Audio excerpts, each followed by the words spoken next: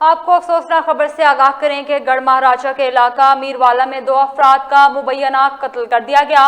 Police तर्जमान के मुताबिक दोनों कत्ल होने वाले अफराद की शनाख्त नवाबुल हसन और मंजूर हुसैन के नाम से हुई। दोनों अफराद की लाशें एक ही कमरे में मौजूद थी। पुलिस थाना गढ़ महाराजा ने दोनों लाशें कब्जे में लेकर तफ्तीश का आगाज कर दिया है।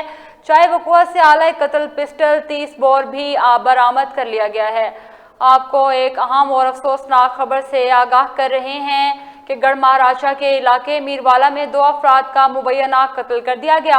पुलिस तर्जमान के मुताबिक दोनों कत्ल होने वाले अफराद की शनाख्त नवाबुल हसन और मंजूर हुसैन के नाम से हुई। दोनों अफराद की लाशें एक ही कमरे में मौजूद थी। पुलिस थाना गढ़ महाराजा ने दोनों लाशें कब्जे में लेकर तफ्तीश का आगाज कर दिया है। चाय वकुआ से आला कत्ल पिस्टल 30 बोर भी बरामद कर लिया गया।